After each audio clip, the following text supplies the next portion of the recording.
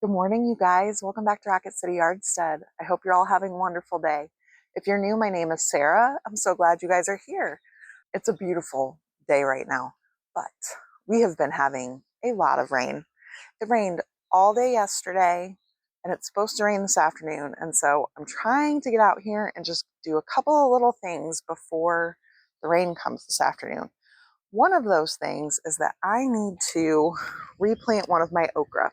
You guys were with me, I guess maybe about a week ago, when I planted my okra, and all but one of them have come up. And I think at this point, it's probably safe to assume that seed is not going to germinate. So I just brought one out. We're going to pop it in the ground here, and hopefully that seed will germinate. My Georgia candy roasters germinated though. Look at this, I'm very excited.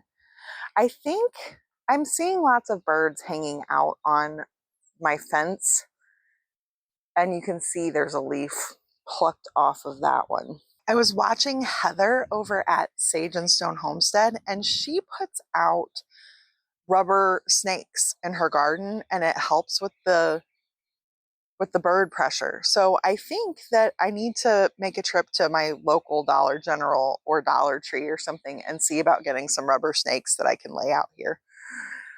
But it's great to see things popping up out of the soil. So you guys, the main reason I needed to come out here before the rain is because it is time to get my cabbages out of this garden. We are dealing with cabbage moths. I'm looking at caterpillar poop on my cabbages, and I want to get them before they are no longer going to be usable. Oh my goodness. Y'all, I may have to bring you over here to see. There are all kinds of, I don't know if they're millipedes or centipedes underneath that cabbage that I just pulled up. Kind of creeps me out. The main thing for me is that I really don't want to lose my cabbages. That would be heartbreaking. And so even the ones that are smaller, we want to keep them. Where did my hori hori go? I just buried it. I do not need to take this big dirty root in the house. But I'm going to pick all of them, even though a few of them are too small. We're going to pick some onion. We're also going to pick carrots. And then we are going to try out a canning coleslaw recipe.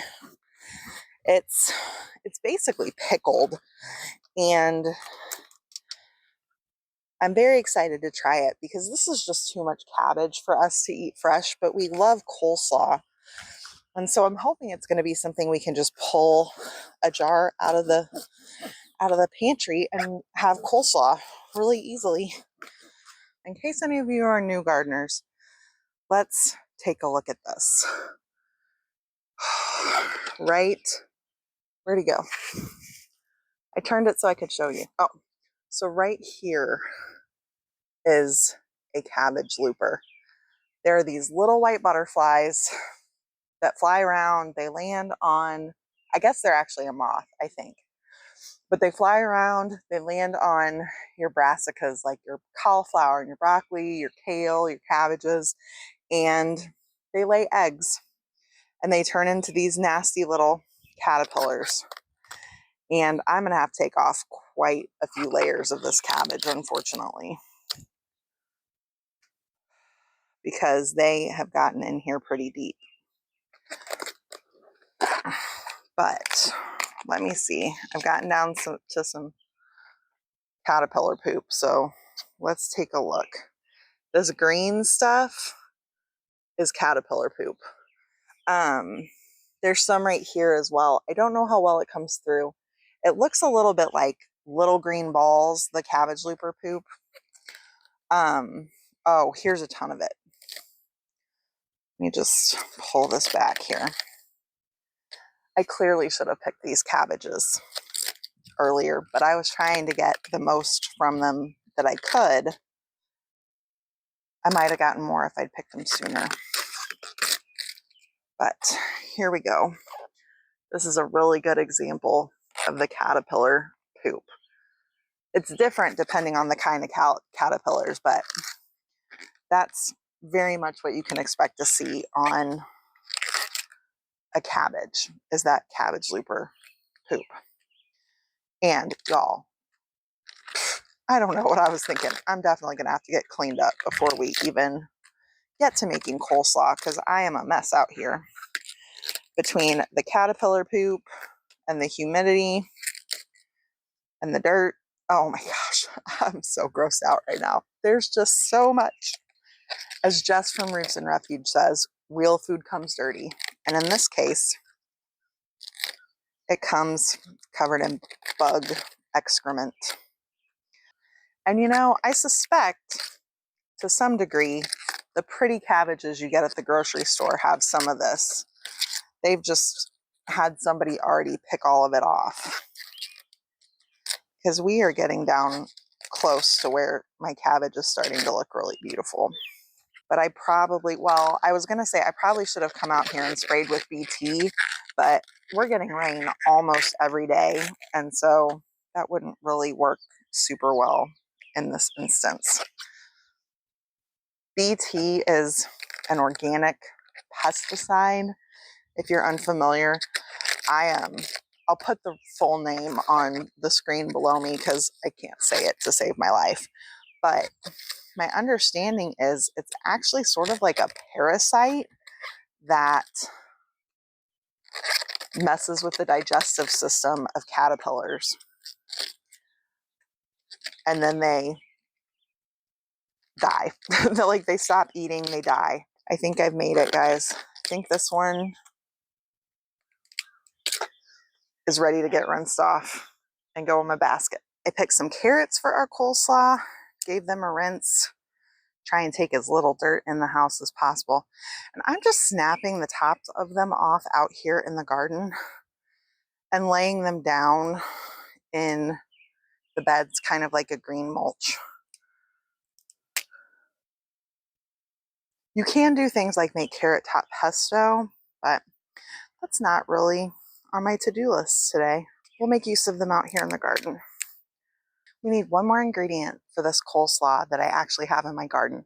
My onions are bulbing up. I think we're getting really close to harvest time for all of the onions, but we're not exactly there yet. But some of them are big enough. So let's take a peek and see if we can find a couple to make our coleslaw. This one is really nice. I'm trying to get it right here. Ooh, this is a really lovely onion. See if we can find another good sized one. So here we go, guys, a couple of onions. I'm gonna peel some outer skins off of these and rinse them off. Again, take in as little dirt as possible. But we've got our ingredients from the garden for our coleslaw. Well, you guys, we are back in the house, all cleaned up and getting ready to make our coleslaw. I need to peel some carrots that we picked for this. Normally I would just scrub these really well if we were just going to eat them fresh, but I want to make sure and peel them, get any last remnants of dirt off of them before we put them into a product we're going to can. Because things like botulism actually come out of the soil. So we don't want to leave any nasty parts on here. This recipe calls for 1 medium cabbage and 1 large onion. I don't think I really have either of those things. So I've got 3 rather smallish cabbages and a few smaller carrots, but we'll make it work. I thought while I was peeling these carrots, we could talk about this canning recipe, because I have typically only done improved canning recipes on this YouTube channel. And I want to say it was last year, I actually found a recipe for the canned coleslaw that said it came from a reputable magazine. And I have looked high and low for that blog post and cannot find it. But I did a lot of research and I feel really comfortable making this coleslaw because it's basically pickled vegetables. Like the people who say you can't do this or it's not safe, they're saying it's because the cabbage is not a high acid food. But carrots aren't high acid, peppers aren't high acid, onions aren't high acid, and all of these things can be found in various approved pickling recipes, including the cabbage. I've never made any, but things like chow chow, they have cabbage in them, and they're approved canning recipes. So the version of this coleslaw we're gonna make uses all vinegar. It's not a mix of vinegar and water. It also has sugar, which is a preserving agent. And so we're basically making a sweet and sour pickled cabbage. Now, most people say when you serve it, they drain it, they rinse it, they mix it with mayo, and that sounds really good to me. And everybody says it stays crunchy. So I thought, let's give it a try. And like I said, I am comfortable with this recipe because it is such a high vinegar thing. It's basically like making any other kind of pickle. My carrots are ready for the food processor. I think I'm gonna go ahead and chop up my bell pepper. Now, this is the one vegetable that's not coming out of the garden right now. I have flowers on my bell peppers, but no actual peppers yet. It's just too early for that. So I had to run to the store and buy a pepper. Most of the recipes that I've seen for this coleslaw, they call for green bell pepper, but say you can use whatever color you want. And in my experience, all of the approved canning recipes say that peppers are interchangeable. So we're going to use this orange bell pepper because that's what they had at the grocery store. Now with our onions, I am going to get the bottoms chopped off because there is still a little bit of dirt in the roots. And then I want to wash these onions again just to make sure we've got them good and clean. But aren't they beautiful? I'm really happy with how these have come out this year.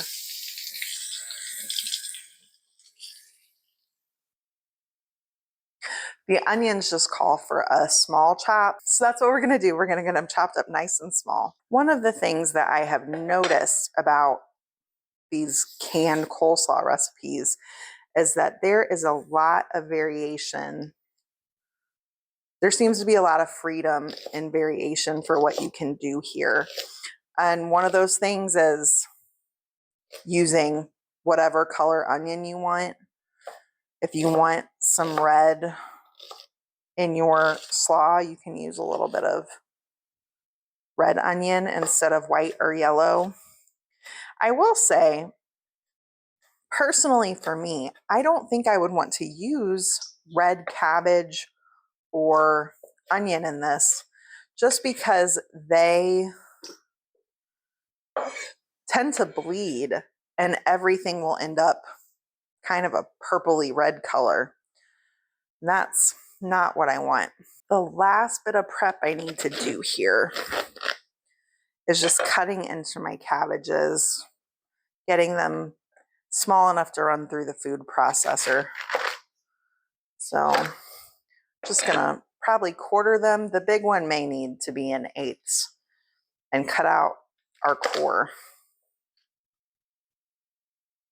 They're beautiful cabbages once we got past all of the bug damage on the outside. So I'll need to keep that in mind for future years. I need to just harvest my cabbages a little bit earlier. All of our veggies are prepped, and so now I'm going to run these carrots through the food processor. This is something you could do by hand with a hand box grater. I have a grating attachment for my food processor, so I'm just going to save myself a little bit of work Get rid of the risk of some grated knuckles, because I have been known to do that in the past. And just get these grated up. Ooh, I need to wash that one again.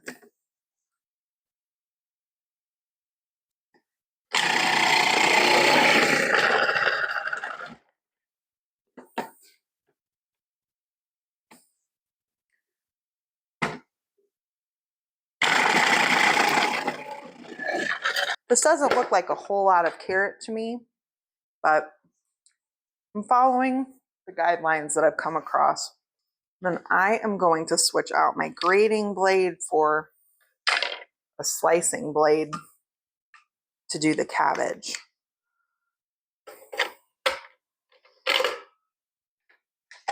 Ooh.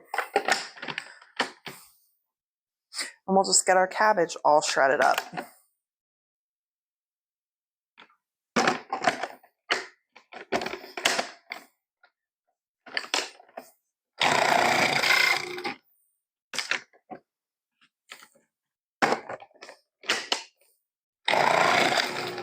So now that we've got this huge bowl of vegetables, the next thing we need to do is add 2 tablespoons of kosher salt or pickling salt. I frequently use like pink Himalayan salt, but I have pickling salt, so that's what we're going to use today. And I have a 1/2 tablespoon measure here, so we'll do 4 of these.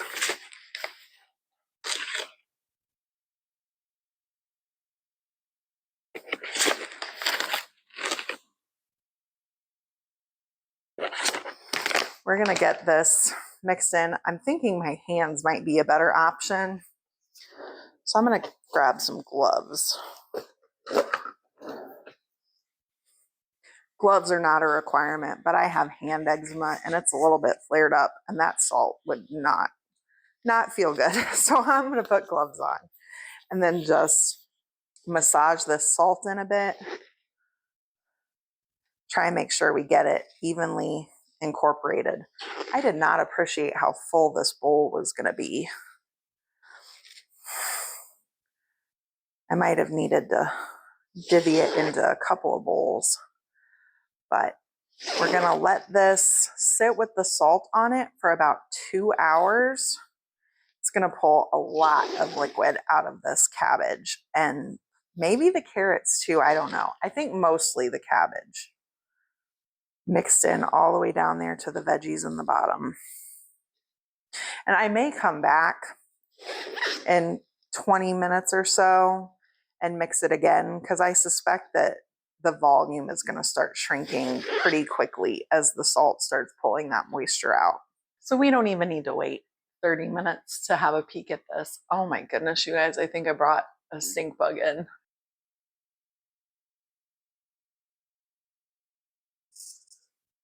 That is out of my reach with my hands. I'm going to have to get him. But what was I saying? Anyway, we do not have to wait even 30 minutes. It's been about 15. And look at how much the coleslaw has shrunk down. So that salt is definitely doing its job in pulling the liquid out. So our coleslaw is about ready to drain. All of this liquid down here in the bottom of the bowl has come out of our coleslaw. So I'm going to pop this in a colander and get it rinsed really well. And then it'll be time to make our brine for our coleslaw. I really can't believe how much liquid there is. So the first thing we need here for our brine is 2.5 cups of vinegar. I'm using white distilled vinegar. I have seen variations of this recipe made with apple cider vinegar as well. So I think you can use whatever vinegar you want, as long as you're using a vinegar that is 5% acidity. That's really the key here. Now we need sugar. This is another area where I've seen this recipe vary drastically. Some people are putting as many as 3 cups of sugar in, and other people are putting just a cup. I think I'm going to try and meet that somewhere in the middle and do about 1.5 cups. Now, when you serve this, most of the recipes I've seen, people are draining the brine off, rinsing the coleslaw, and then mixing it with mayonnaise. And so you're not actually eating anywhere near this much sugar. It's just part of the flavor and brining process. Don't get me wrong, you're still eating some sugar, but nowhere near 1.5 cups. So now we need 1.5 teaspoons each of mustard seed and celery seed. A little bit extra won't hurt anything. There we go. So now we're just going to turn this on, get it hot, and get that sugar dissolved. If you're wondering why there's no salt, I've not seen anybody explain why the salt is not in the brine here, but a lot of the pickle, like the cucumber pickle recipes that I have seen out of canning books, even from the National Center for Food Home Preservation, they have you salt the cucumbers just like we did our coleslaw, rinse it off, but that vegetable still holds on to a lot of the salt. And so you don't actually add any salt to the brine. And so I am just making an educated guess here that it's the same process. Some of the recipes have you add turmeric at this point, but I've never added turmeric to coleslaw, and it's mainly there to help turn it a little bit yellow in color as a natural food dye. I just don't feel a need to do that. So we are going to leave that out. If you're curious, I started with recipes from 2 different places. One of them is from Little Mountain Ranch, and one of them is from, I think it's called Nelson Road. I will link both of those places, both of their recipes below, and then I'll make notes about what I did, because I kind of merged some things together. Like Little Mountain Ranch did not salt and soak the coleslaw for a couple of hours, and that seemed to be a pretty common step that most people did. So I followed the other recipe there, but she used all vinegar and had no water in her brine, and I preferred that. But so I'm just kind of merging the two a little bit. We still have the same vegetable ratios. We still have plenty of vinegar for a safe canning brine. And those are the 2 things that are most important. Let's jar up this coleslaw. So I have 5 pint jars, or no, I have 6 pint jars out here. The recipe said it should make about 5 pints, but I find with canning, you can easily end up with more or less. And so maybe we only get 4, but maybe we get 6.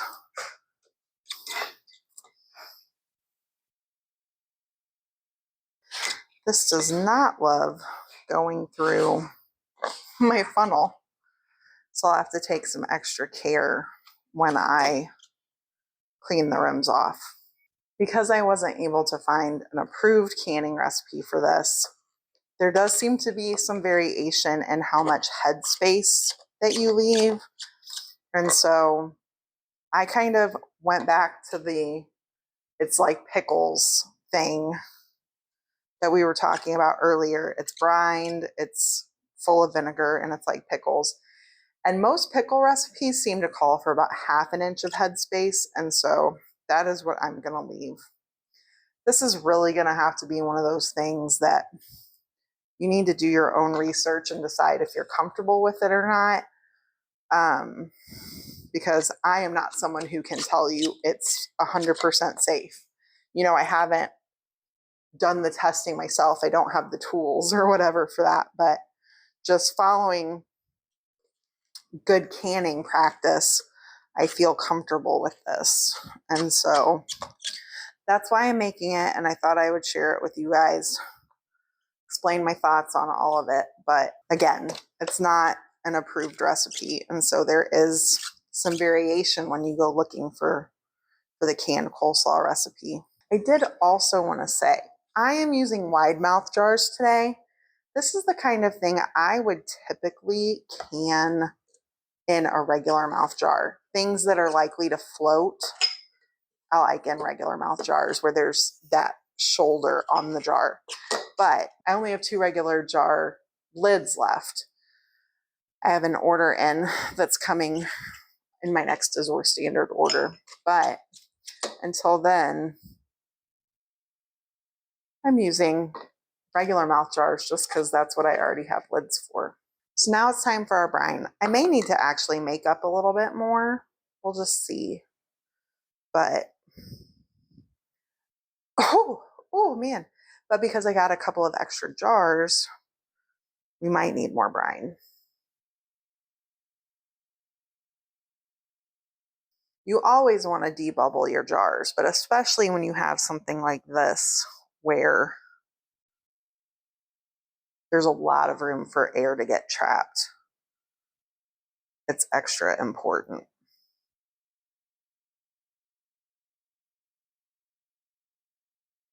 Yeah, I want a little bit more brine in there. Have any, oh man, I just got vinegar right up my nose. Have any of you ever made this before? You'll have to tell me what you think. I'm excited to try it. I'm a little bit nervous about using all of this stuff from my garden on something I've never made before, but you never know until you give it a try. We are definitely gonna have to make some more brine. Our jars are all filled with brine. Ooh. So I'm gonna make sure and give these rims a really good scrub because this brine is quite sticky.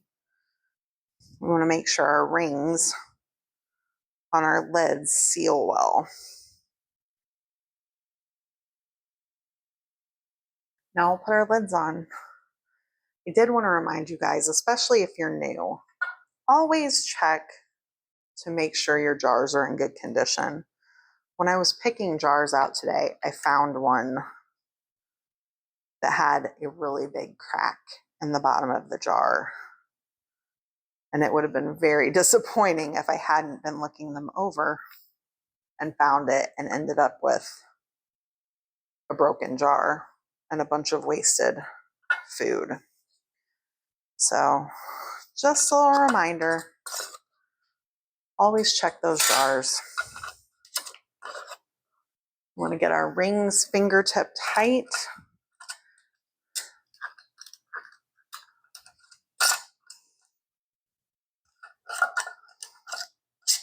We're going to get all of these jars in here and then bring our canner to a rolling boil.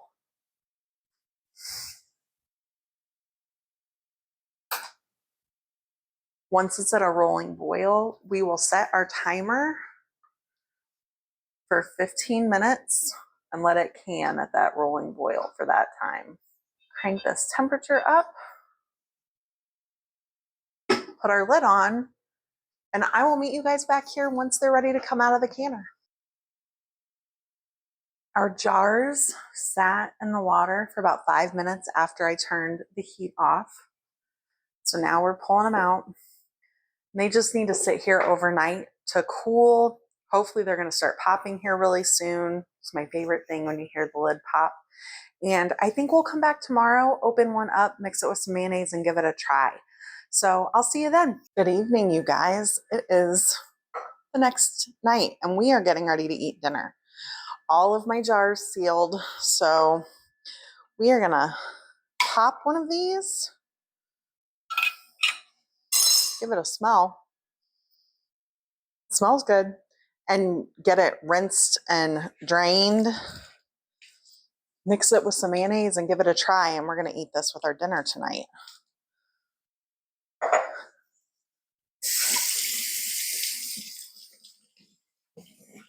I'm just straining it through one of these little wire baskets here. It does smell really good. The brine, Benny, that was not for you.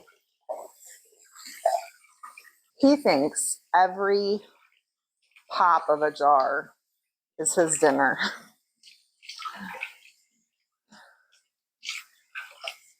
But I didn't expect him to jump up here for this. Anyway, it smells good. Gonna try and make sure it gets drained really good. I may let it sit here for a minute or two and just drain out. And then we'll mix it with some mayonnaise. I let it drain for a few minutes, and so we're gonna dump it into a bowl. Definitely a bigger bowl than I needed, but I figured I'd rather too big than too small. We'll just mix in some mayonnaise. I ran out of the mayonnaise I've been using, so I whipped up a batch today. Stir it in. I'm a little bit nervous about this, you guys, but I always want to be honest and forthcoming with you about recipes, if they're good or not. So the best way to do that is for us to give this a try together.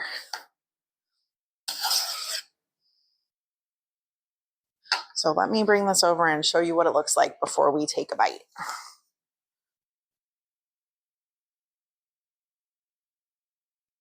I am just gonna use this spoon and give it a taste.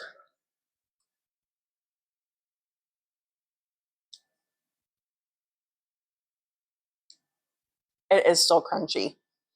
I kind of can't believe that. And you get the celery seed, a little bit of that mustard flavor, the creaminess from the mayonnaise. It's really good. I love a fresh coleslaw, so this won't necessarily replace that, but when you just need something quick that you can pull out of the pantry, I'm really excited to have these. So thanks for hanging out with me today. I hope you guys have a wonderful day, and I will see you next time. Bye.